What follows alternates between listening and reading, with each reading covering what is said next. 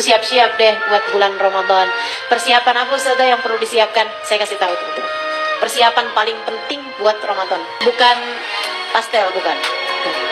Ya, bukan kurma juga, bukan. Bubur, bukan lagi bubur. Kenapa bisa bubur itu? Bukan.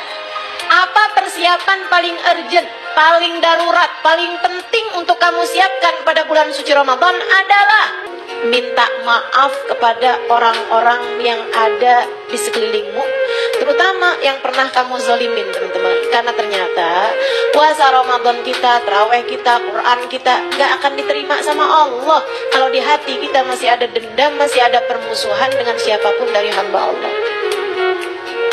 Ayo, minta maaf. Minta maaf dan memaafkan. Maafin siapapun yang pernah berbuat salah sama kamu. Jadi sekalian, antara memberi maaf sama meminta maaf, gampangan mana? Susahan mana? Bukan, susahan memberi maaf. Kenapa? Kalau kamu minta maaf karena kamu memang merasa salah, kamu minta maaf, memang semestinya. Tapi kalau memberi maaf, kita nggak kenapa-napa, dia jahat sama kita, kamu ngasih dia maaf. Kasih tahu nggak ustazah sama orangnya? Nggak harus. Tapi hati kamu maafin. Gugurin semuanya. Jangan, teman-teman, jangan mau-maunya simpan permusuhan dalam hatimu, bikin amal ibadahmu gak diterima sama Allah. Gara-gara dia yang kamu gak suka, amal ibadahmu gak diterima sama Allah. Amit-amit. Betul gak? Kamu gak seneng nih sama orang, jangan jadi bikin kita yang susah gara-gara kebencian kita sama dia, ya kan?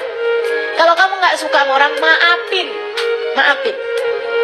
Kamu gak harus deket lagi sama dia, tapi maafin. Ada orang jahat sama kamu, maafin, teman-teman. Ada suami KDRT sama kamu pisah sama dia, bisa, tapi maafin. Kenapa gitu? Hatimu, ibadahmu, puasamu, sayangin.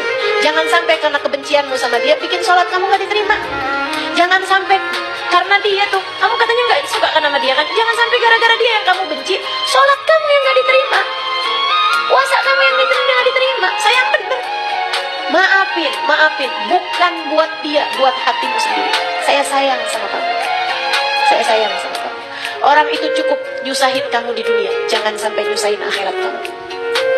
Orang itu cukup bikin hati kamu kesel di dunia, jangan sampai bikin ibadah kamu gak diterima. Jadi sayangi hatimu, maafin salahnya orang, siapapun orangnya yang pernah berbuat salah padamu.